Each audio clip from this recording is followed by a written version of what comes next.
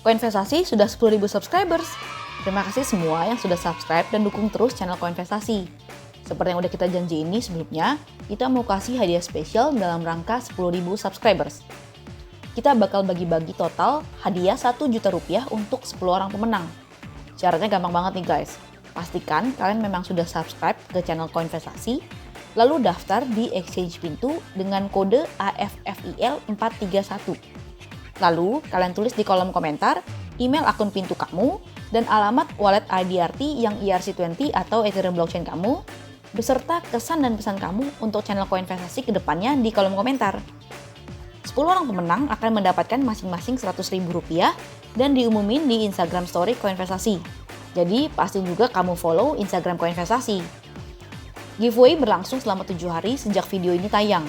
Pastikan kamu share video ini dan ajak teman-teman kamu untuk ikut giveaway-nya juga ya. Tunggu apa lagi guys? Cepet ikutan ya! Facebook mengumumkan akan meluncurkan mata uang digitalnya sendiri bernama Diem pada Januari 2021. Tapi sebelumnya, Facebook sudah melewati proses panjang untuk sampai di tahap ini. Diem awalnya bernama Libra yang dikenalkan pada tahun 2019, namun kemudian menuai banyak pro kontra. Untuk bisa memahami mata uang digital dari Facebook ini, gue akan jelaskan dari awal. Hai, gue Felita. Di video ini gue akan menjelaskan tentang proyek mata uang digital dari Facebook, yaitu Diem yang semula bernama Libra.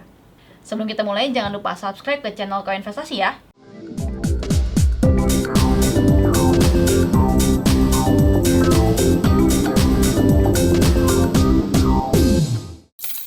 Libra adalah sebuah cryptocurrency atau mata uang digital berbasis teknologi blockchain yang dibuat oleh Facebook. Nah, pertama kali dia diperkenalkan pada Juni 2019.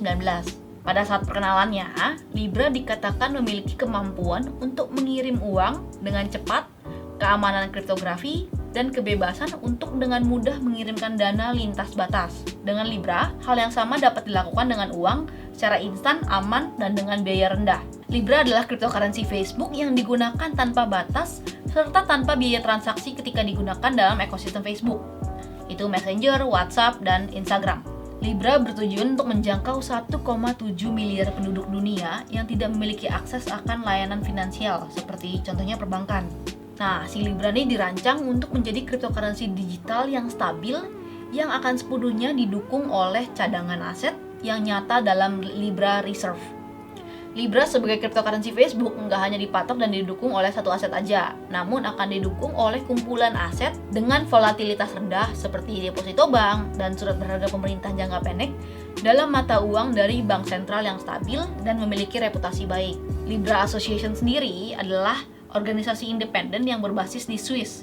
Keanggotaan asosiasi ini dibangun dari node validator jaringan Libra. Pendiri Libra Association awalnya adalah perusahaan global, mitra sosial, dan institusi akademik. Ada Visa, eBay, Coinbase, PayPal, dan lain-lain.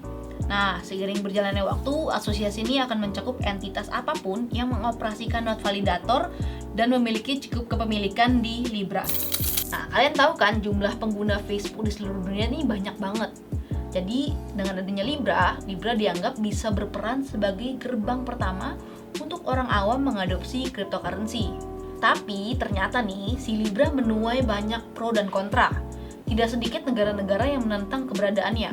Selang sehari setelah peluncuran white paper-nya, Maxine Waters, ketua House of Representatives Financial Services Committee, ya semacam OJK-nya Amerika, langsung mengeluarkan pernyataannya kepada Facebook untuk menghentikan pengembangan Libra.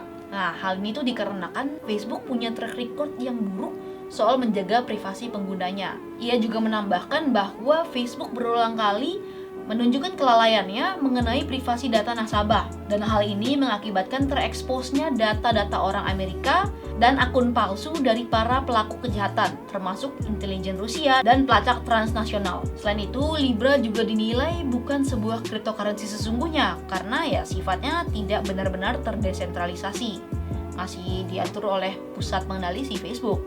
Co-founder Ethereum, Alexei, mengkhawatirkan adanya penyensoran, lebih khusus lagi penyensoran transaksi yang ditentukan oleh perusahaan-perusahaan besar. Menurutnya nih, hal ini tuh bisa berdampak ke banyak bidang, dari mulai ekonomi hingga politik, hingga teknologi, hingga pengawasan dan privasi data. Dan Facebook juga dinilai secara aktif memanipulasi perilaku orang-orang dalam skala global. Selain ditentang Amerika, Libra juga ditentang oleh Prancis, Jerman, dan juga Cina. Nah, untuk bisa terus menjalankan project digital currency ini, maka si Facebook nih harus nurut sama regulator. Jadi mereka membuat beberapa perubahan-perubahan. Di white papernya yang terbaru, ditulis nih ada 4 poin perubahan.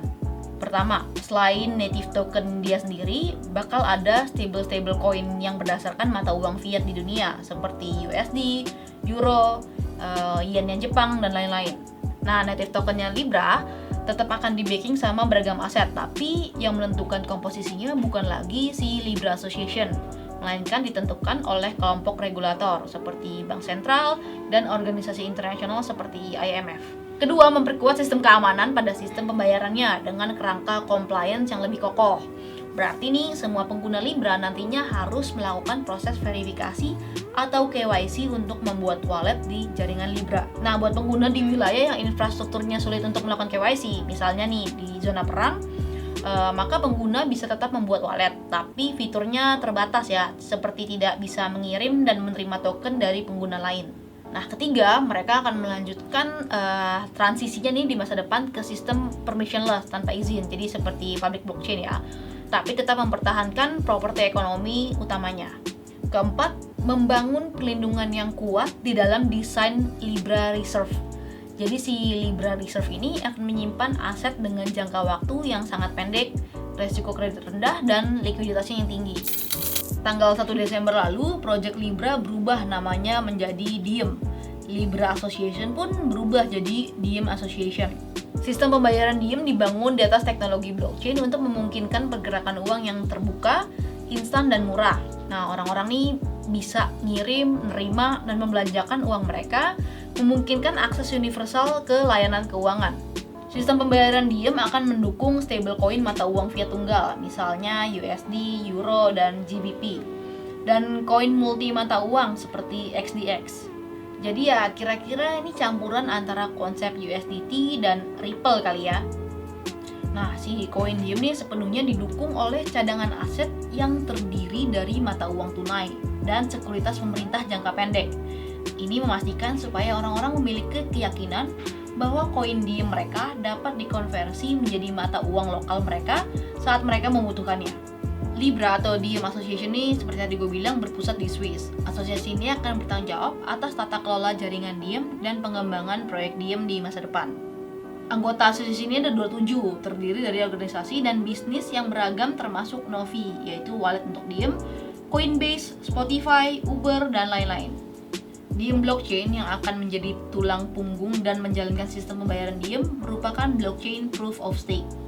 Diem blockchain dibangun berdasarkan 3 kriteria, yaitu yang pertama, kemampuan skalabilitas untuk menampung miliaran akun dengan latensi rendah, efektivitas yang tinggi, dan kapasitas penyimpanan yang besar. Yang kedua, sangat aman untuk memastikan keamanan dana dan data keuangan. Dan yang ketiga, fleksibel, sehingga dapat mendorong inovasi layanan keuangan di masa depan.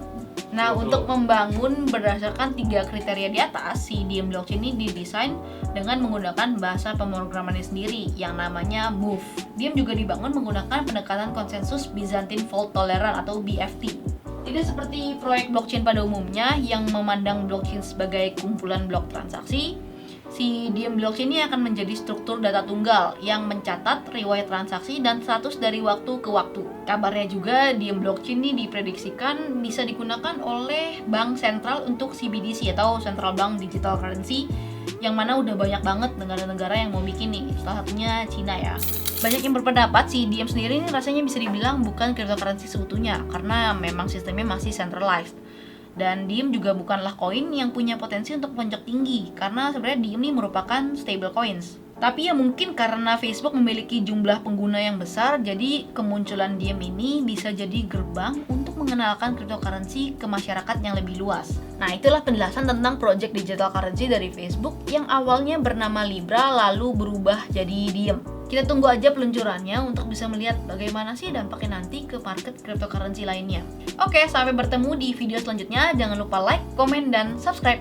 Koinvestasi, aset masa kini, kaya masa depan.